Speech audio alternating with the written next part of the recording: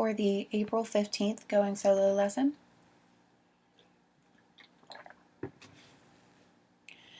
This lesson builds on what we learned yesterday about strong and weak verbs, and it's going to help us further use it in our own writing. First, always go ahead and type your name and your section number at the top.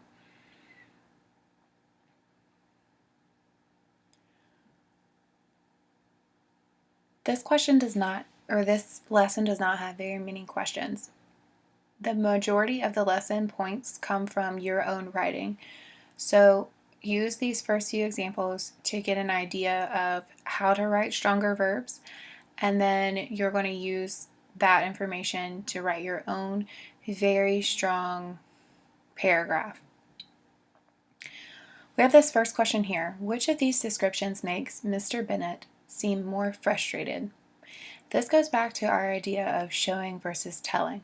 If we tell the reader what to think, they have less room in their imagination to figure out how the person feels in the story. So the first one says, Mr. Bennett was deeply frustrated. We told his feeling to our reader.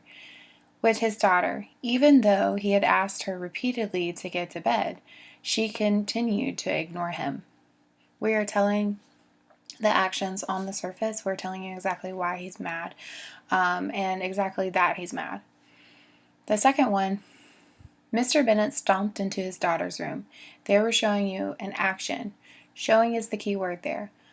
We let you infer what he thinks or how he feels when he's stomping. And then he says, how many times do I need to ask you to turn off the TV? He thundered. That's a very strong, loud noise that you're yelling at someone. You know you've got school tomorrow. So we use his expressions, and we also use the way that he does things to show the reader how he feels instead of telling him on the surface. So for me, when I'm reading and writing, the one that's going to show that he's more frustrated would be the second one, because it gives you these verbs, stomped and thundered, and it also gives you his expression. Instead of just once telling you, okay, well, he's frustrated.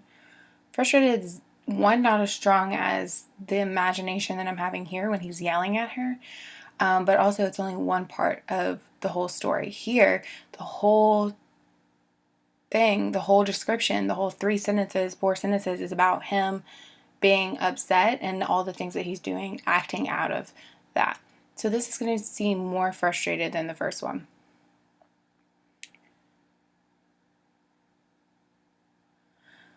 So here is just the explanation of the things that I just told you.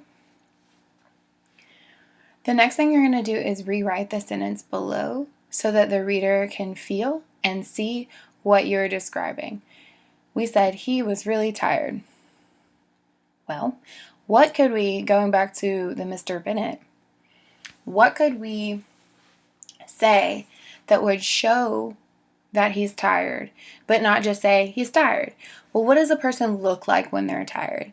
Are they falling over themselves? Are they having trouble doing easy tasks, right? Are they like maybe slapping their face a little bit to stay awake? If you're thinking about someone driving, what would they be doing to stay awake?